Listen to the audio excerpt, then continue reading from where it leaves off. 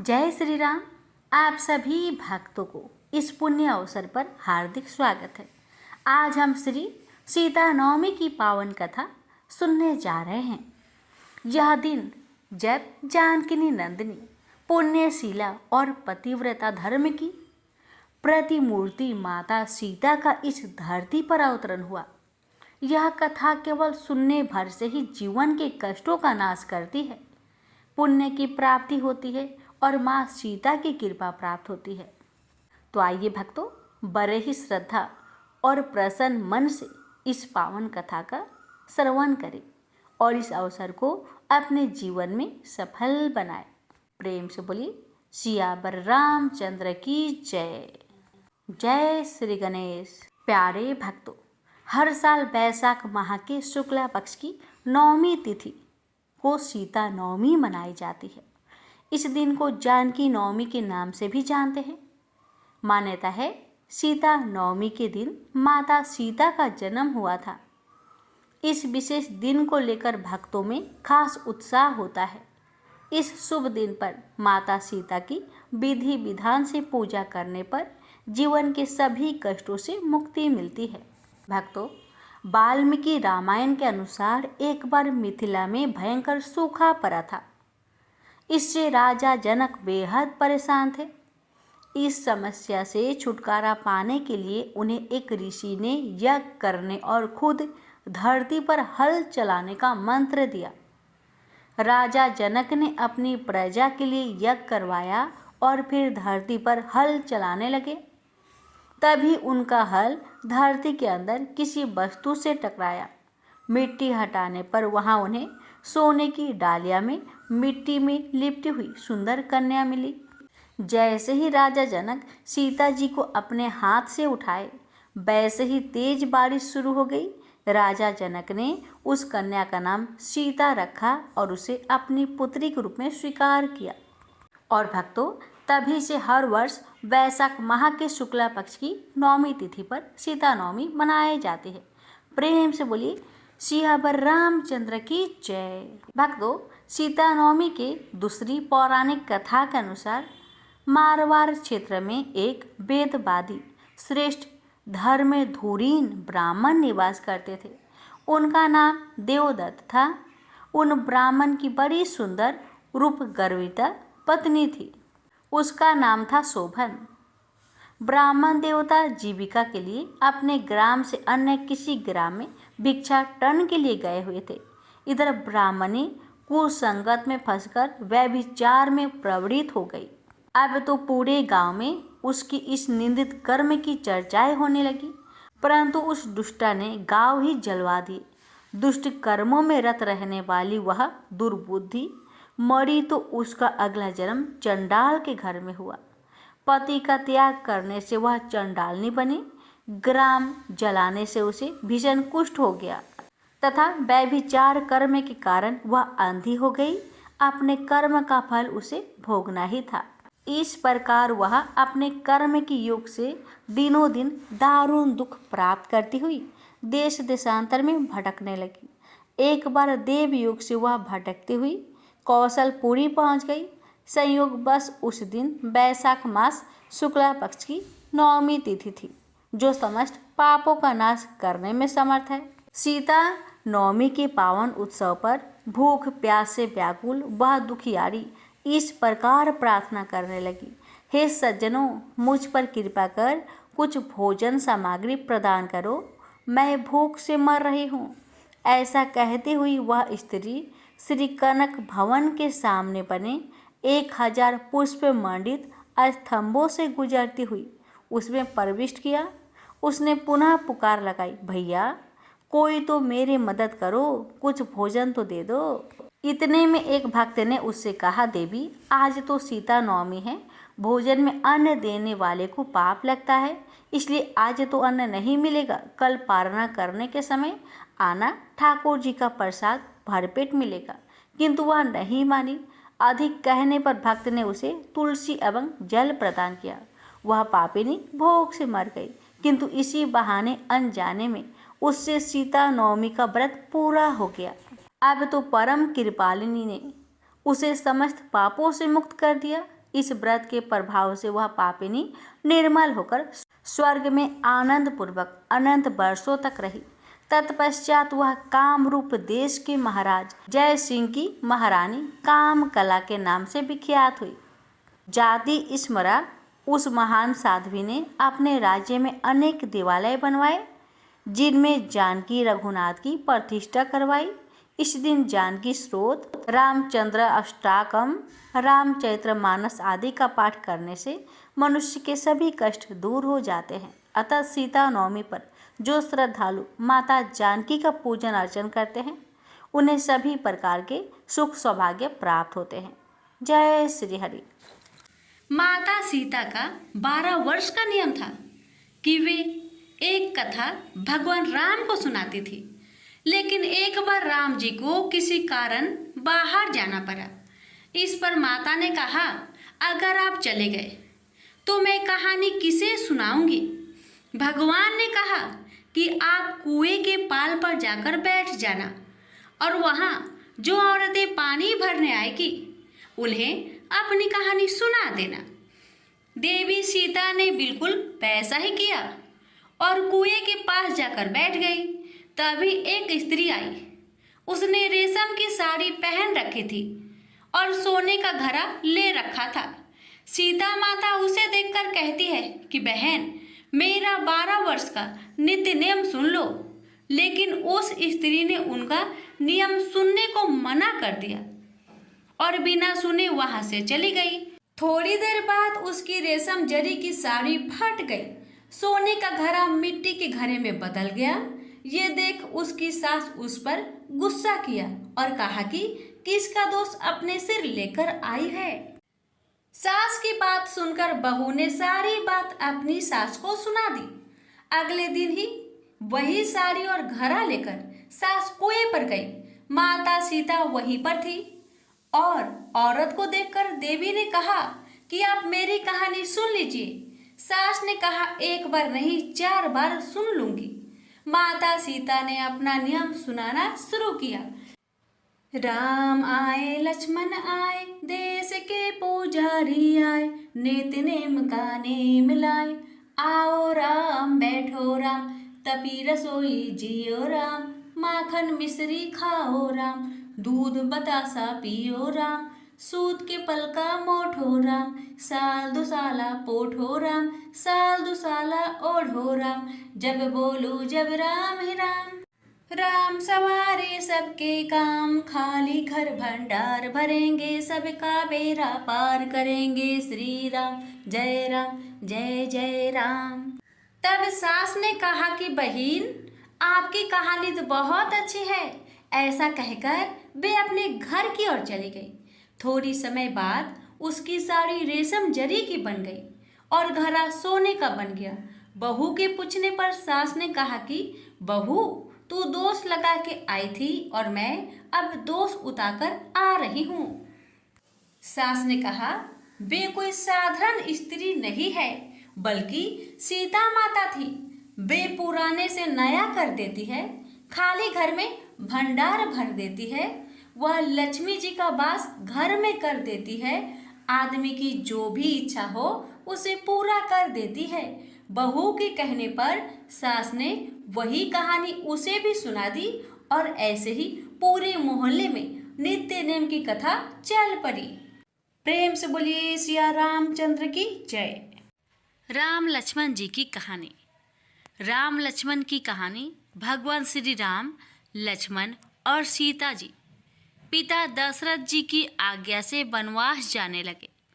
रास्ते में सभी तीर्थ गंगा, जमुना, गोमती नदियों में पितृ तर्पण कर वन में कंदमूल फल फूल खाते हुए वन में अपना समय व्यतीत करने लगे। एकम के दिन लक्ष्मण जी ने राम जी की आज्ञा से फल मूल लाकर माँ सीता को दिए। तब माँ सीता ने 4 पत्तल परोसी। तब लक्ष्मण ने पूछा, भाभी माँ, हम 3 हैं, फिर 4 में क्यों परोसा? तब माँ सीता बोली, 1 पत्तल गौ माता की है। राम जी लक्ष्मण जी गौ माता को पत्तल परोसती। तब राम जी ने पूछा, सीता जी आपने खाना शुरू क्यों नहीं किया? तब सीता माँ बोली, मेरे तो राम कथा सुनने का नियम है। राम कथा सुनने के बाद ही मैं फल ग्रहण करूंगी। तब राम जी बोले, मुझे कथा सुना दो। लक्ष्मण जी बोले, मुझे सुना दो। तब माँ सीता बोली, औरत की बात औरत सुने। आप मेरे पति हो, आप मेरे देवर हो, आपसे कैसे कहूँ? तब लक्ष्मण जी ने सोचा, इस जंगल में कौन औरत मिलेगी। तब लक्ष्मण जी ने अपनी माया से एक नगरी का निर्माण किया। उस नगरी में सब सुख सुविधाएं से युक्त थी। उस नगरी में सब चीजें सोने की थी, इसलिए नगरी का नाम सोन नगरी रखा। सभी नगर निवासियों को घमंड हो गया। उस नगरी में कोई गरीब नहीं था। जब सीता जी कुएं पर पानी लेने गई और पानी हारिनों से राम राम किया तो कोई नहीं बोली। थोड़ी देर में एक छोटी कन्या आई। सीता जी उससे राम राम बोली और कहा कि बाई राम कथा सुनेगी। तब वह बोली, मेरे तो घर पर काम है। सीता जी ने कहा, मेरे पति राम और देवर लक्ष्मण भूखे हैं। तब लड़की बोली, मेरी माँ मेरा इंतजार कर रही है। वह लड़की वहां से जाने लगी। तब माँ सीता के क्रोध से सारी नगरी साधारण सी हो गई। जब लड़की घर गई तो माँ बोली, बाई ये क्या हुआ? तब लड़की बोली, मेरे को तो नहीं पता है। वहां पर एक साध्वी बैठी थी, मुझे राम कथा सुनने के लिए बोली, पर मैं तो कथा नहीं सुनी। यदि उसने कुछ किया हो तो पता नहीं। तब उसकी माँ ने उसको वापस जाकर कथा सुनने को कहा। लड़की ने वापस जाकर कथा सुनने से मना कर दिया। तब उसकी बहू बोली, आपकी आज्ञा हो तो मैं कहानी सुनकर आती हूँ। जब बहू कुएं पर गई तो पानी भरे और खाली करे। तब सीता जी ने कहा, आपके घर पर कुछ काम नहीं है क्या? तब वह बोली, माता जी मैं तो सारा काम करके आई हूँ। तब माँ सीता बोली, तू मुझे माँ कहकर बुलाई, यदि तुझे समय हो तो मेरी राम कहानी सुन लोगी? तब वह बोली, माता जी कहानी सुनाओ, मैं प्रेम से कहानी सुनूंगी। चंदन चौकी मोतिया हार, राम कथा माहड़े हिड़बिड़ो आधार। राम कथा सुनाऊं, राम ने मनाऊं, राम कहे तो परदेश में जाऊं।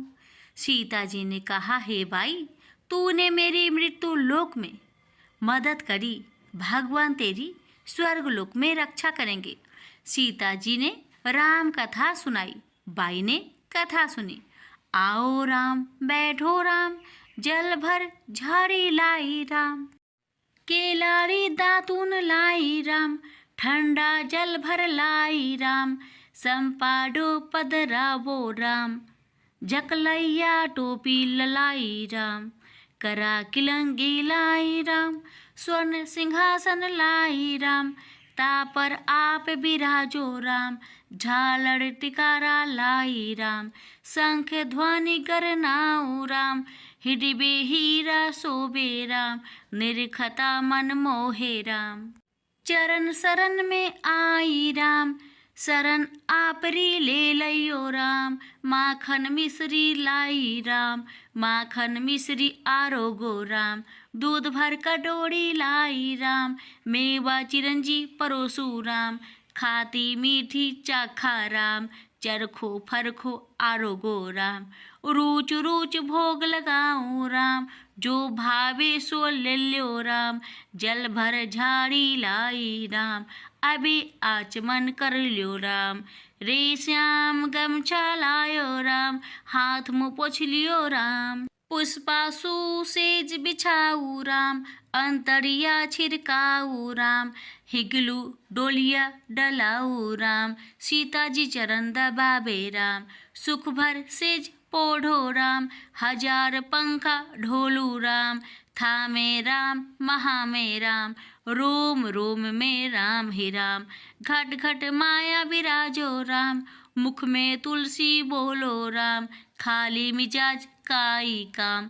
जब बोलो जब राम ही राम, बोलो पंछी राम राम। पूरन होवे मंगल काम। राम कथा पूर्ण हुई तो सीता जी ने कहा, हे भाई, तूने मेरी राम कथा सुनी, मेरी सहायता की। राम जी लक्ष्मण को जिमाया है, भगवान तेरी भी रक्षा करेंगे, तुझे स्वर्ग का सुख मिलेगा। सीता माता ने उपहार स्वरूप अपने गले का हार दे दिया। जब वह घर गई तो उसके मटका सब सोने के हो गए। सासू जी ने कहा, ये सब तू कहाँ से लाई? मैं माँ सीता से राम कथा सुनी, ये इसी का फल है। सासू जी ने कहा, प्रतिदिन राम कथा सुनाना। बाई को राम कथा सुनते हुए बहुत दिन हो गए। तब उसने माँ सीता से पूछा, इसका उद्यापन विधि बतलाओ। तब सीता जी ने कहा, 7 लड्डू लाना, 1 नारियल लाना, उसके 7 भाग करना, 1 भाग मंदिर में चढ़ाना, जिससे मंदिर बनावे जितना फल होता है, 1 भाग सरोवर के किनारे गाड़ देना, जिससे सरोवर खुदवाने जितना फल होता है, 1 भाग भागवत गीता पर चढ़ाना, जिससे भागवत गीता पाठ करवाने जितना फल होगा, 1 भाग तुलसी पर चढ़ाना, जिससे तुलसी विवाह जितना फल होगा, 1 भाग कवारी कन्या को देवे, जिससे कन्या विवाह जितना फल होगा, 1 भाग सूरज भगवान को चढ़ाना, जिससे 33 करोड़ देवी देवता को भोग लगाने जितना फल होगा। अब उसने विधि पूर्वक उद्यापन कर दिया। माता सीता के पास आई, माता, मैंने तो विधि पूर्वक उद्यापन कर दिया, अब 7 दिन बाद बैकुंठ से विमान आएगा। गांव के सारे लोग एकत्र हो गए और पूछने लगे कि भाई, तूने ऐसा कौन सा धर्म पुण्य किया? गीता भगवत गीता के पाठ किए, हमें भी बताओ। तब बाई ने कहा, मैंने तो माता सीता से प्रतिदिन राम कथा सुनी और नियम से उद्यापन किया। तब समस्त ग्रामीण राम कथा सुनने की जिद करने लगे। तब बाई राम कथा कहने लगी और सब नर नारी सुनने लगे। राम कथा संपूर्ण होते ही समस्त नगरी सोने की हो गई। बाई ने कहा, जो कोई राम कथा सुनेगा उसको मेरे समान ही फल मिलेगा। सब राम लक्ष्मण की जय जयकार करने लगे और विमान स्वर्ग में चला गया। 7 स्वर्ग के दरवाजे खुल गए। पहले द्वार पर नाग देवता, समस्त देवी देवता पुष्प वर्षा करने लगे। देवताओं ने पूछा कि तूने क्या पुण्य किया? तब उसने कहा, मैंने राम लक्ष्मण जानकी की कहानी सुनी। तू समस्त देवताओं ने कहा, वर मांग। तब उसने कहा, मेरे तो सब सिद्धियां है, मुझे यह वर दो कि जो भी श्रद्धा व भक्ति से राम कथा, राम लक्ष्मण जानकी की कहानी सुनेगा, उसको मेरे समान ही फल मिले। सभी देवताओं ने पुष्प वर्षा करते हुए तथास्तु कहा। चारों ओर राम राम की जय जयकार होने लगी। प्रेम से बोलिए सीताराम की जय। बात भगवान राम के जन्म से पहले की है, जब भील आदिवासी कबीले के मुखिया अज के घर बेटी पैदा हुई थी। उसका एक नाम ब्रह्मणा और दूसरा का नाम सबरी रखा गया। सबरी की माँ इंदुमती उसे खूब प्यार करती थी। बचपन से ही सबरी पशु पंछियों की भाषा समझकर उनसे बातें करती और जब सबरी की माँ उसे देखती तो कुछ समझ नहीं पाती थी। कुछ समय बाद एक पंडित ने सबरी के परिवार को बताया कि वो आगे चलकर सन्यासी बन सकती है। इस बात का पता चलते ही सबरी के पिता ने उसका रिश्ता तय कर दिया। जैसे ही शादी का दिन नज़दीक आया, सबरी के घर वालों ने खूब सारी बकरियां और अन्य जानवर घर के पास लाकर बांध दिए। एक दिन सबरी की माँ जब उसके बाल बना रही थी तो उसने माँ से पूछा, इतने सारे जानवर हमारे घर क्यों लाए गए हैं? माँ ने जवाब दिया, बेटी, तुम्हारा विवाह होने वाला है, इसलिए हम लोगों ने इनका इंतजाम बलि के लिए किया है। तुम्हारी शादी के दिन बलि प्रथा होगी और फिर इनसे स्वादिष्ट भोजन बनाकर सबको परोसा जाएगा। ये सब सुनकर सबरी दुखी हो गई। काफ़ी देर तक सबरी ने उन जानवरों को आज़ाद करने के बारे में सोचा। सोचते सोचते सबरी के मन में हुआ कि अगर ये जानवर यहाँ नहीं होंगे तो इनकी बलि रुक सकती है। ऐसा नहीं हुआ तो मेरे घर से कहीं चले जाने पर ही यह बलि रुकेगी। जब मैं ही नहीं रहूंगी तब न विवाह होगा और न ये बलि प्रथा। इससे मासूम जानवर बच जाएंगे। इसी सोच के साथ जानवरों को रखी गई जगह पर सबरी पहुंची। उसने सोचा कि उन्हें खोल देती हूँ, लेकिन वो ऐसा नहीं कर पाई। उसके बाद सबरी जंगल की तरफ भागने लगी। भागते भागते सबरी ऋषिमुख पर्वत पर पहुंच गई। वहां करीब 10,000 ऋषि रहा करते थे। सबरी को लगा कि वो इसी जंगल में किसी तरह ऋषि मुनियों की सेवा करके अपना जीवन जी लेगी। वो चुपचाप उसी जंगल में एक हिस्से में किसी तरह से रहने लगी। सबरी रोजाना ऋषि मुनियों की झोपड़ी के आगे झाड़ू लगाती और हवन के लिए लकड़ियां भी लाकर रख देती। ऋषि मुनियों को समझ नहीं आ रहा था कि जंगल में उनके काम अपने आप कैसे हो रहे हैं। एक दिन सबरी को किसी ऋषि ने देख लिया। उसे देखते ही उसका परिचय पूछा। जैसे ही सबरी ने बताया कि वो भील आदिवासी परिवार से संबंध रखती है, तो उसे ऋषियों ने खूब डांट लगाई। सबरी को इस बात का बिल्कुल भी पता नहीं था कि उसकी जाति छोटी है और उसे ऋषियों द्वारा जाति की वजह से अपमान सहन करना पड़ रहा है। इतना सब होने के बाद भी सबरी हर ऋषि मुनि के दरवाजे पर पहुंचती और उनके आंगन में झाड़ू लगाकर उनसे गुरु दीक्षा देने के लिए कहती। हर कोई सबरी को उसकी जाति की वजह से अपने आश्रम से भगा देता था। ऐसा होते होते काफी समय बीत गया। उसके बाद सबरी मतंग ऋषि की कुटिया में पहुंची। वहां पहुंचकर मतंग ऋषि को सबरी ने बताया कि वो उनसे गुरु दीक्षा लेना चाहती है। उन्होंने खुशी खुशी उसे अपने गुरुकुल में रहने दिया और भगवान से जुड़ा ज्ञान देते रहे। सबरी ने भी अपने गुरु मतंग ऋषि की सेवा करने में कोई कसर नहीं छोड़ी। वो गुरुकुल के भी सारे काम करती थी। सबरी से खुश होकर मतंग ऋषि ने उसे बेटी मान लिया था। समय के साथ मतंग ऋषि का शरीर बूढ़ा हो गया। उन्होंने एक दिन सबरी को अपने पास बुलाया और कहा, बेटी, मैं अपना देह त्यागना चाह रहा हूँ। बहुत साल हो गए इस शरीर में रहते रहते। सबरी ने दुखी मन से कहा, आपके ही सहारे मैं इस जंगल में रह पाई हूँ। आप ही चले जाएंगे तो मैं जी कर क्या करूँगी। आप अपने संग मुझे भी ले जाइए, मैं भी देह त्याग दूंगी।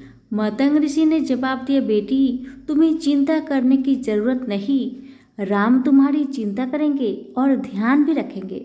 सबरी ने राम का नाम सुनते ही बाद में पूछा, वो कौन है और उन्हें मैं किस तरह से ढूंढूंगी। मतंग ऋषि ने बताया, राम कोई और नहीं, भगवान है। वे तुम्हारे सारे अच्छे कर्मों का फल देंगे। तुम्हें उन्हें ढूंढने की कोई जरूरत नहीं है। वो एक दिन खुद तुम्हें खोजते हुए इस कुटिया में आएंगे और तुम्हें उनके हाथों की मोक्ष मिलेगी। तब तक तुम इसी आश्रम में रहो। इतना कहते ही ऋषि मतंग ने अपना शरीर त्याग दिया।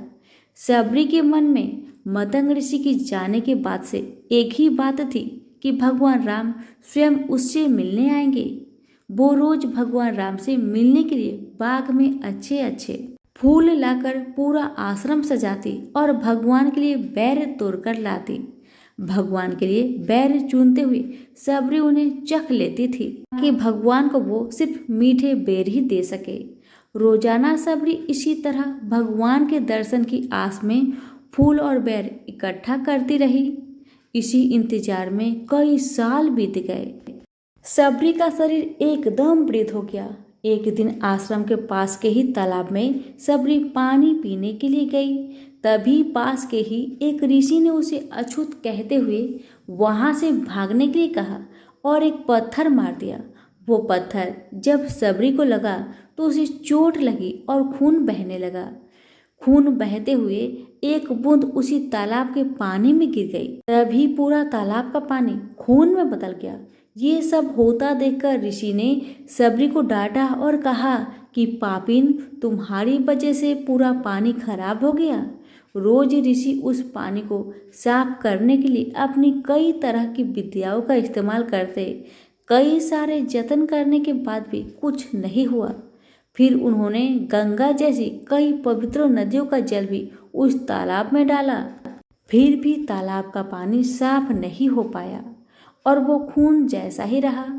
कई सालों तक तालाब के पानी को साफ करने की कोशिश के बाद भी कुछ काम नहीं आया तो ऋषि ने थक कर सब कुछ छोड़ दिया। इतना घटना के कई सालों के बाद भगवान राम अपनी पत्नी सीता के हरण के बाद उन्हें ढूंढते हुए उसी तालाब के पास पहुंचे। ऋषि मुनियों ने उन्हें पहचान लिया। भगवान को वहां देखकर ऋषियों ने तालाब का पानी साफ करने के लिए भगवान को अपने पैर उसमें डालने के लिए कहा, लेकिन पानी जैसा का तैसा ही था। ऋषि मुनियों ने भगवान से भी कई अन्य जतन करवाए, लेकिन वो पानी जैसा का तैसा खून जैसा ही रहा। तब भगवान ने ऋषियों से पानी के रक्त में बदलने की कहानी पूछी। तब ऋषि ने सबरी को पत्थर मारने वाली सारी बात बता दी। उसके बाद कहा कि वो महिला ही अपवित्र है, छोटी जात की है, इसलिए ये सब हुआ है।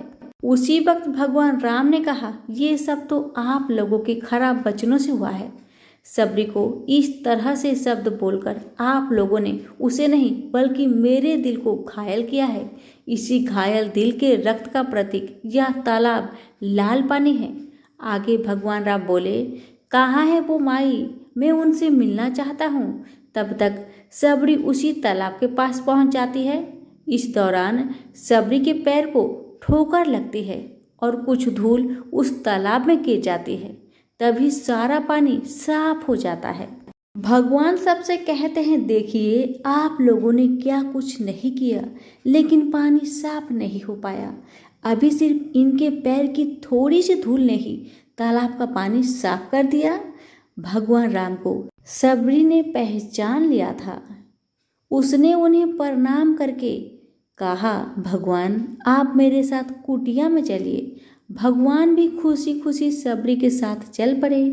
फूलों से सबरी ने भगवान राम का स्वागत किया। वो सीधे सीधे बैर तोड़ने के लिए बाग में गई और चख चख कर उनके लिए बैर लेकर आई। उन्होंने बड़े ही प्यार से भगवान राम और उनके भाई लक्ष्मण को बैर दिए। भगवान राम ने भी उतने ही प्यार से उन बैर को खाना शुरू किया। तभी बैर देखकर मुंह बनाते हुए लक्ष्मण ने कहा, भैया ये बैर जूठे हैं, इन्हें आप कैसे खा सकते हैं? भगवान ने जवाब दिया, लक्ष्मण ये जूठे नहीं बल्कि बहुत मीठे हैं। सबरी माई हम सबके लिए ये बहुत प्यार से तोड़ कर लाई है। इतना कहकर भगवान राम प्यार से उन बैर को खाने लगे। भगवान ने जाते हुए सबरी माई से कहा, आप मुझसे जो चाहे वर मांग सकती हो। सबरी ने कहा, मतंग ऋषि के कहने पर मैं आज तक सिर्फ आपके दर्शन के लिए जी रही थी। अब आप मुझे मोक्ष प्रदान कीजिए। मैं अपना शरीर आपके सामने ही त्यागूंगी। उसी वक्त सबरी ने अपना शरीर त्याग दिया। भगवान राम ने अपने हाथों से उनका अंतिम संस्कार किया और सीता माँ की खोज में आगे बढ़ गए। इस तरह से ऋषि मतंग की बात सच साबित हुई और सबरी को भगवान राम की दर्शन भी हुए। तभी से भगवान राम को सबरी के राम भी कहा जाने लगा। सबरी की कहानी से यही सीख मिलती है कि सच्ची श्रद्धा है तो भगवान के दर्शन जरूर होते हैं। सभी प्रेम से बोले, सिया रामचंद्र की जय। यह कहानी कुबाजी महाराज की है, जिनका नाम उनके गुरुदेव द्वारा केवल राम जी रखा गया था। वे एक कुम्हार थे। उन्होंने श्री कृष्णदास पायहारी जी के सत्संग में जाना शुरू किया और उन्हें सतगुरु रूप में वरण किया। जाति से वे कुम्हार थे, लेकिन उनकी स्थिति महान संतों के समान हो गई थी। वे संतों की सेवा में लीन रहते थे। उन्होंने समझ लिया कि संत सेवा ही भगवत कृपा का मुख्य साधन है। यदि संतों की आराधना की जाए तो भगवान को प्राप्त करना सहज हो जाता है। कोई भी वैष्णव या संत उनके घर आता तो वे उनका आदर पूर्वक सत्कार करते। उनके घर में साधु संतों का आना जाना लगा रहता था। वे महीने में केवल 30 बर्तन बनाते थे और उनमें से रोज केवल एक ही बेचते थे। इस सीमित कमाई से ही वे अपने परिवार का भरण पोषण करते और शेष धन से संत सेवा करते थे। वे अधिक बर्तन इसलिए नहीं बनाते थे क्योंकि उनका मत था कि यदि हम अधिक व्यापार और सांसारिक गतिविधियों में उलझ जाएंगे तो हमारा मन आंतरिक भजन में नहीं लगेगा। एक दिन उनके घर में बहुत से संतों की मंडली आई, किंतु उनके घर में संत सेवा के लिए कोई व्यवस्था नहीं थी। उन्होंने पत्नी से कहा, अब हमें किसी से उधार लेना पड़ेगा। संत आए हैं और वे भूखे नहीं रह सकते। वे ये भी कर सकते हैं कि संतों से हाथ जोड़कर विनम्रता पूर्वक कह देते कि उनके पास भोजन की व्यवस्था नहीं है, लेकिन उनके प्रेमी हृदय ने यह स्वीकार नहीं किया। उन्होंने सोचा संतों की सेवा के लिए ऋण भी लेना पड़े तो कोई दोष नहीं। वे एक महाजन के पास गए और कहा, हमारे घर 20-25 संत आए हैं, उनके लिए भोजन सामग्री चाहिए, कृपया हमें उधार दीजिए, हम धीरे धीरे इसे चुका देंगे। अधिकांश महाजनों ने यह कहकर मना कर दिया कि यह गरीब आदमी है, इसे उधार देने का कोई लाभ नहीं। लेकिन एक चतुर महाजन ने कहा, यदि तुम मेरा एक काम कर दो तो जितनी भी सामग्री चाहिए मैं दे सकता हूँ। कुबा जी महाराज ने पूछा, आपका क्या काम है? महाराज ने कहा, हमारे कुएं की खुदाई का काम रुका हुआ है, यदि तुम उसे पूरा कर सको तो मैं तुम्हें संत सेवा के लिए सामग्री दे दूंगा। यह सुनकर कुबा जी महाराज ने खुश होते हुए सहमति दे दी। कुबा जी ने संतों की सेवा के लिए उधार लेना भी स्वीकार कर लिया। वे भक्तों की सेवा में इतने तन्मय थे कि उन्होंने सेवा की सामग्री ली और संतों की सेवा की। उनकी पत्नी भी इस सेवा में सहभागी बनी। फिर वे दोनों तय किया हुआ कार्य करने के लिए वापस आए। वे खुदाई करते हुए हर फावड़े के साथ राम नाम का उच्चारण करते। पत्नी मिट्टी बाहर फेंकती और वे वापस में भी ईश्वर के नाम लेकर ही संवाद करते। उन्हें मेहनत करता देखकर महाजन को तो आनंद हो गया। वह सोचने लगा कि थोड़ी सामग्री देकर उसने बहुत बड़ा कार्य करवा लिया। जैसे जैसे फावड़ा चलता, केवल राम जी सिया राम कहते मिट्टी निकालकर तसले में रखते और संकेत में अपनी पत्नी से कहते, सिया राम अर्थात उठाओ। फिर वे कहते सिया राम और वह मिट्टी उठाती। इस प्रकार वे दोनों एक एक कदम आगे बढ़ते। अब वे कुआं खोदने में तत्लीन हो गए। खुदाई के दौरान मिट्टी खिसकने लगी क्योंकि चारों ओर रेतीली मिट्टी थी।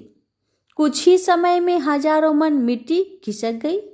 कुआं गहरा हो चुका था और अब बस पानी निकलने की ही देरी थी कि अचानक ऊपर की पहाड़ी धंस गई और केवल राम जी मिट्टी के नीचे दब गए। मिट्टी इतनी तेजी से गिरी कि चारों ओर बस धूल ही धूल थी। अब किसी को भी यह संभव नहीं लग रहा था कि वे जीवित बचेंगे। उनकी पत्नी को समझाया गया कि अब कुछ भी संभव नहीं, लेकिन वे धैर्यवान थी। उन्होंने इसे प्रभु की इच्छा और अपने पारवंद का फल माना। 1 महीने तक कोई भी उस स्थान के पास नहीं गया क्योंकि यह एक बहुत ही दुखद घटना थी। 1 महीना बीत गया और तभी उधर से गुजरने वाले कुछ लोगों ने अचानक नाम ध्वनि सुनी, सिया राम सिया राम सिया राम। यह ध्वनि अत्यंत आनंदमय थी। जो भी उस स्थान के पास गया वह इस ध्वनि को सुनकर रोमांचित हो उठा। यह कोई साधारण ध्वनि नहीं थी, यह गहन आध्यात्मिक ऊर्जा से भरी हुई थी। यात्रियों ने यह भी सुना कि सिर्फ नाम ही नहीं बल्कि मृदंग और करताल की ध्वनि भी आ रही थी। उसी समय उधर से एक राजा गुजरा जिसने भीड़ देखकर पूछा कि यहाँ क्या हो रहा है। लोगों ने बताया कि यह स्थान वह है जहाँ केवल राम जी कुआं खोद रहे थे और मिट्टी के नीचे दब गए थे। राजा ने यह सुनते ही आदेश दिया कि तत्काल खुदाई करवाई जाए। लोगों ने कहा कि इतनी गहरी मिट्टी के नीचे कोई जीवित कैसे रह सकता है, लेकिन नाम ध्वनि स्पष्ट रूप से सुनाई दे रही थी। जब मिट्टी हटानी शुरू की गई तो एक गुफा जैसी संरचना दिखाई दी। प्रभु की कृपा देखिए, जहाँ केवल राम जी बैठे थे वहाँ मिट्टी नीचे तक नहीं गिरी थी, बल्कि ऊपर ही रुक गई थी। यह चमत्कार था। जब सभी ने देखा तो पाया कि केवल राम जी आरामदायक मुद्रा में बैठे हुए थे और जोर जोर से सिया राम का नाम जप रहे थे। उनके पास सुंदर पात्र में भोजन रखा था और जल भी रखा था। प्रश्न यह था कि यह भोजन और जल वहां कैसे पहुंचा। सोचिए, यदि किसी लिफ्ट में बिजली चली जाए तो कितनी घबराहट होती है। लेकिन यह भक्त तो एक गहरे कुएं में बैठे थे और न केवल जीवित थे बल्कि पूर्णतः आनंद मग्न भी थे। यह उनकी अटूट भक्ति और प्रभु के नाम पर दृढ़ विश्वास का परिणाम था। यह नाम जप का प्रभाव था कि उन्होंने किसी भी प्रकार की घबराहट महसूस नहीं की। प्यारे भक्तों, जो भक्त सच्चे मन से नाम जप करते हैं उसका पालन पोषण स्वयं भगवान करते हैं। जब खुदाई पूरी हुई तो सभी ने देखा कि केवल राम जी सुरक्षित थे। बस उनकी पीठ पर हल्की चोट आई थी, लेकिन वे पूर्णतः स्वस्थ थे। वे पूरे 1 महीने से उस स्थान पर थे और फिर भी उनके पास जल और भोजन उपलब्ध था। अब तो नगर के लोग दौड़ दौड़ कर आ रहे थे। अलग अलग गांव से लोग भेंट लेकर आ रहे थे। यह आश्चर्य की बात थी कि 1 महीना बीत जाने के बावजूद वे जीवित थे और भजन कर रहे थे। लोग श्रद्धा से उनके चरणों में झुक गए। यह ईश्वर की कृपा थी। यह नाम जप की महिमा थी। नाम जप में अद्भुत शक्ति है। यह केवल राम जी का दृढ़ विश्वास और भजन ही था जिसने उन्हें मृत्यु के मुख से बाहर निकाला। यह भगवान के नाम ही अपार महिमा को दर्शाता है। प्रेम से बोलिए सिया रामचंद्र की जय। हे भगवान, आपकी इस पावन कथा को जो भी भक्त श्रद्धा पूर्वक पूरा सुने उस भक्त की हर मनोकामना को पूर्ण करे। जय सिया राम। ये कथा उस समय की है जब राक्षसों तथा वानरों का युद्ध चिरकाल तक चलता रहा। राम रावण युद्ध में रावण राम का सामना नहीं कर पा रहा था। वह रणभूमि में धरती पर घायल होकर लौटने लगा। काफी समय तक वह वहां अचेत पड़ा रहा। सचेत होने पर उसने अंबिका की आराधना की। रावण की आराधना से प्रसन्न होकर देवी उसके समक्ष प्रकट हुई और उसे अवशासन देते हुए बोली, हे पुत्र, तुम रुदन मत करो, भयभीत मत हो। मैं यहाँ पहुँच गई हूँ। यदि भगवान शिव भी आ जाए तो मैं उनसे भी युद्ध करूँगी। यह सुनकर रावण की प्रसन्नता की सीमा न रही। उसने विनम्र स्वर में देवी से कहा, आपसे अधिक कौन दयावान होगा। यह सुनकर वह रणभूमि में पहुंचा। उसने भयंकर गर्जना करके बाणों की वर्षा आरंभ कर दी। श्री राम रणभूमि में आगे बढ़े। वे हेमवती पार्वती को रावण के रथ पर विराजमान देखकर आश्चर्यचकित रह गए। उन्होंने अपना धनुष बाण त्याग दिया। देवी को माता समान समझकर उन्होंने उन्हें प्रणाम किया। तभी विभीषण से कहा, हे मित्र, रावण का नाश करने में एक बहुत बड़ी बाधा उपस्थित हो गई है। अब रावण का वध करने की शक्ति किसमें है? आज तो शिव की शक्ति भवानी स्वयं रावण की रक्षा के लिए पहुंच गई है। आप रावण के रथ की ओर देखिए। रावण भवानी की गोद की शोभा बढ़ा रहा है। राम की इस विपत्ति को देखकर सभी देवता विचलित हो उठे। उन्होंने कहा, हेमवती दुर्गा ने इस समय यह क्या किया है? देवी ने एक अत्यंत कठिन बाधा देवताओं के शत्रु रावण के वध में खड़ी कर दी है। अब क्या किया जाए? इस पर ब्रह्मा ने कहा, इसका एक ही उपाय है कि गौरी की आराधना की जाए। रावण उनकी आराधना करने से ही मारा जा सकता है। इधर राम इस बात से चिंतित थे कि भविष्य में क्या करना चाहिए। उन्होंने सोचा कि मैं न रावण का वध कर सका और न जानकी को मुक्ति दिला सका। यह सोचकर उनकी आंखों से अश्रुधारा बहने लगी। यह दृश्य देखकर विभीषण का मन द्रवित हो उठा। उसने कहा, स्थिति मेरे नियंत्रण से बाहर हो गई है। संभवतः मैं इसमें कुछ नहीं कर सकता हूँ। राम, लक्ष्मण तथा समस्त सेना उद्गन हो उठे। सभी देवगण विचलित हो उठे। इंद्र ने ब्रह्मा से कहा, हम राम को विपत्ति में पड़े नहीं देख सकते, इसका कुछ उपाय तो ढूंढना ही पड़ेगा। ब्रह्मा बोले, अब हमारे पास देवी की आराधना के अतिरिक्त और कोई चारा नहीं है। यदि राम स्वयं देवी की आराधना करे तभी रावण का वध हो सकता है। यह सुनकर इंद्र ने कहा, तुरंत जाकर राम को इसकी सूचना दीजिए। ब्रह्मा ने राम के पास जाकर भक्ति पूर्वक कहा, हे दयामयी राम, आप एक कार्य कीजिए जिससे आपको रावण का वध करने में सफलता मिलेगी। आप देवी की आराधना कीजिए, आपके संकट के बादल छट जाएंगे। राम ने कहा, आप मुझे देवी की आराधना की विधि बताइए। ब्रह्मा ने राम को देवी की आराधना की विधि बता दी। ब्रह्मा का परामर्श सुनकर राम बहुत प्रसन्न हुए। रात्रि के अंत में राम जागे।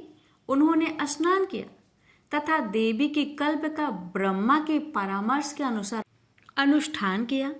देवी की आराधना करके उन्होंने उनकी स्तुति की। चंडी देवी की स्तुति करने के पश्चात राम ने एक उत्सव किया जिसमें सभी वानरगण जय घोष करते हुए, नित्य गान करते हुए देवी की आराधना करने लगे। राम ने स्वयं मृत्तिका की एक देवी प्रतिमा बनाई। उसकी उन्होंने आरती की ताकि रावण को रणभूमि में जीत सके। राम ने पूजा पद्धति के अनुसार देवी की पूजा की, परंतु देवी के बारे में उनके मन में एक संदेह हुआ। उन्होंने विभीषण से पूछा, देवी को प्रसन्न करने के लिए क्या कुछ करना चाहिए? ऐसा लगता है कि देवी अभी भी मुझसे प्रसन्न नहीं है। मुझे उनकी योजना का सब पता है। सीता की मुक्ति के लिए और कोई उपाय नहीं है। विभीषण ने कहा, भगवान, हमें अपनी मुक्ति के लिए कुछ और कार्य करना चाहिए। हमें देवी को प्रसन्न करने के लिए उन्हें 108 नील कमल भेंट करने चाहिए। वे नील कमल जो देवी को बहुत प्रिय है, उन्हें पाकर देवी अवश्य प्रसन्न हो जाएगी। विभीषण की बात सुनकर श्री राम बोले, नील कमल कहाँ से मिल सकते हैं, जो पुष्प देवताओं को भी उपलब्ध नहीं है? वे एक साधारण मानव कैसे प्राप्त कर सकता है? मेरे दुर्भाग्य के कारण सभी निमित्त कठिन होते जा रहे हैं। राम को इतना व्यथित देखकर हनुमान ने कहा, प्रभु, आप चिंतित ना हो। संसार में जहां भी वे नील कमल होंगे, मैं उन्हें अभी जाकर ले आऊंगा। विभीषण ने कहा, वे नील कमल देवी द में ही मिलते हैं। वहां पहुंचने में 10 वर्ष का समय लगता है। हनुमान ने कहा, आप चिंतित ना हो, मैं अभी जाकर नील कमल ले आता हूँ। हनुमान को नील कमल लाने के लिए भेजकर राम ने दुर्गा की स्तुति आरंभ कर दी। राम बहुत समय तक दुर्गा की स्तुति करते रहे। तब तक हनुमान भी 108 नील कमल के पुष्प तोड़कर वापस लौट आए। राम नील कमल पाकर बहुत प्रसन्न हुए।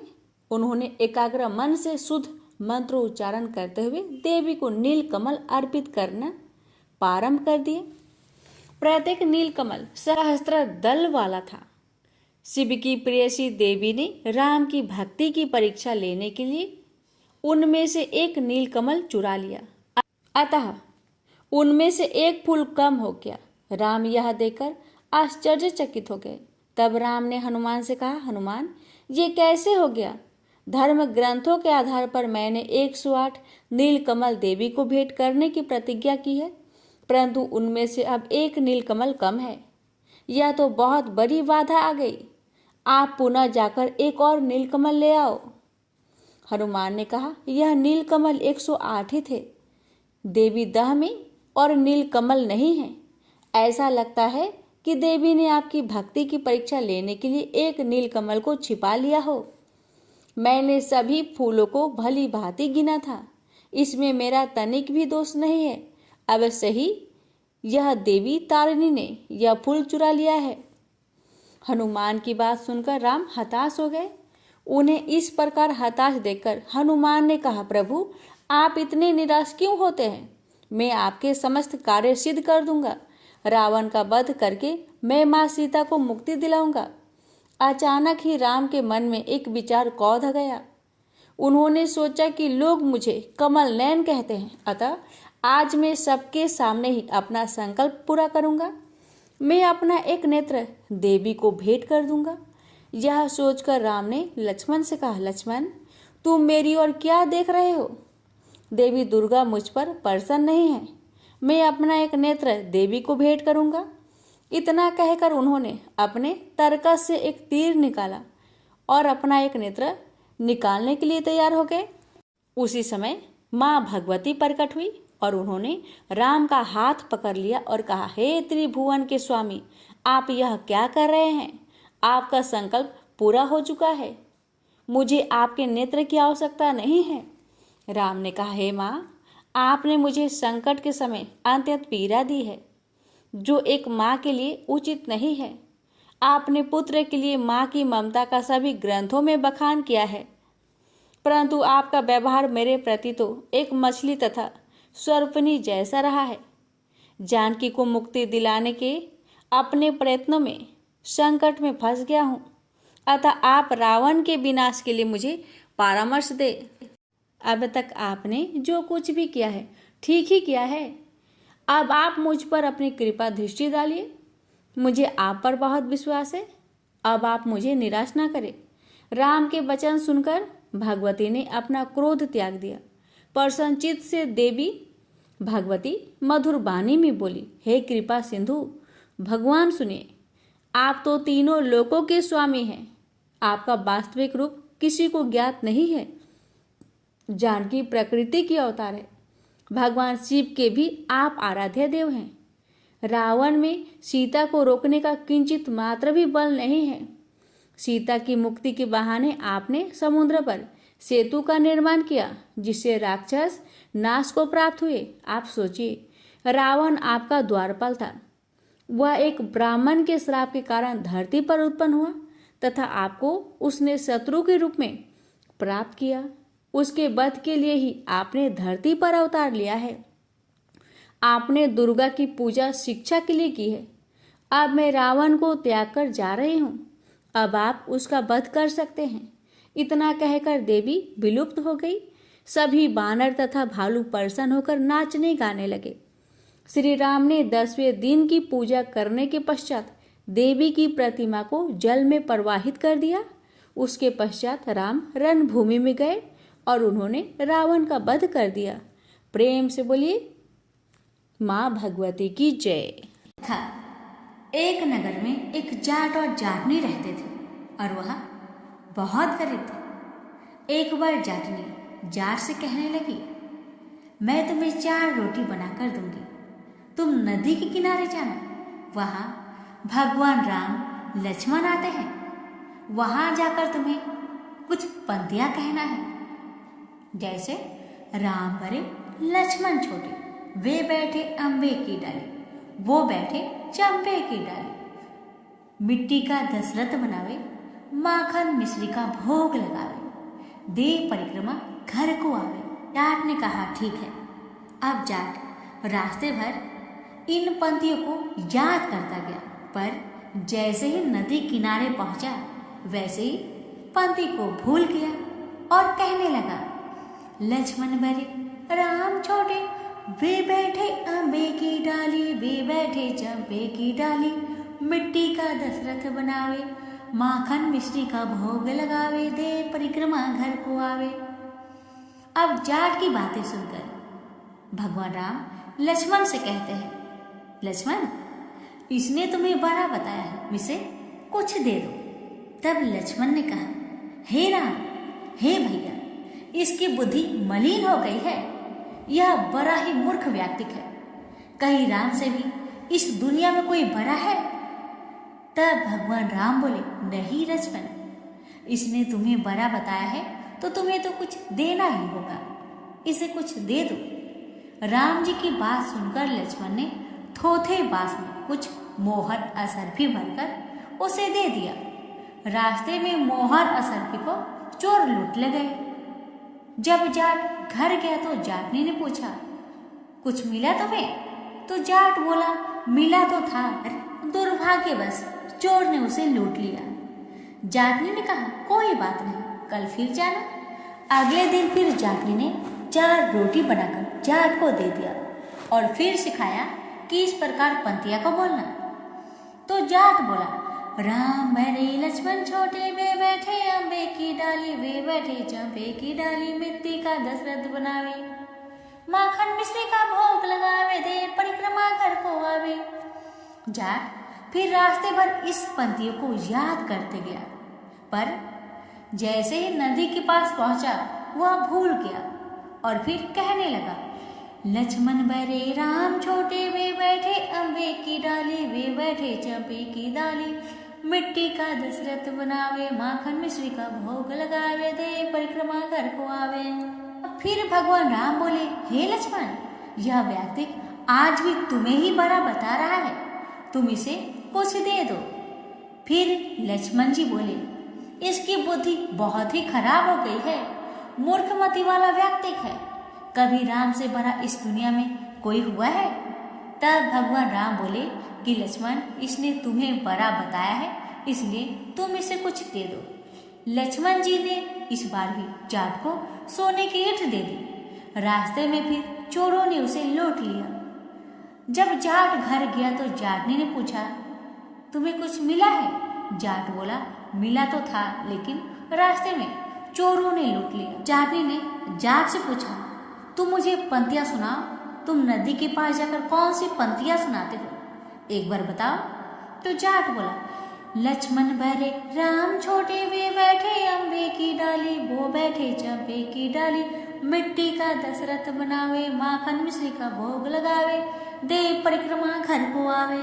जाट के मुख से पंक्तियां सुनकर जाटनी बोली, तुम तो बड़े ही भोले हो, कहीं राम से बड़ा इस दुनिया में कोई हुआ है? अब कल फिर जाना, अब इस बार ठीक ठीक बोलना। अगले दिन जाट फिर गया और उसने आज ठीक से पंक्तियां बोली। अम्बरे लक्ष्मण छोटे वे बैठे अम्बे की डाली, वे बैठे चंपे की डाली, मिट्टी का दशरथ बनावे, माखन मिश्री का भोग लगावे, दे परिक्रमा घर को आवे। लक्ष्मण जी बोले, हे राम, आज इसको अकल आ गई है, आज इसे आप कुछ दे दीजिए। राम जी मुस्कुराए और आए और बोले कि भाई, मेरे पास क्या है, ये जौहर की मिट्टी है, इसे ले जा। यह कहकर अपने हाथ से थोड़ी सी मिट्टी की डली जाट को दे दिया। जाट बड़बड़ा कर जाने लगा कि आज मेरी पत्नी ने मुझे उल्टी सीख दी है, रोज सोना चांदी मिलता था, आज मिट्टी की डली मिली है। मिट्टी लेकर वह घर की ओर चल दिया। बीच रास्ते में फिर से चोर मिले और उन्होंने मिट्टी देखी तो मिट्टी देखकर कुछ नहीं बोले।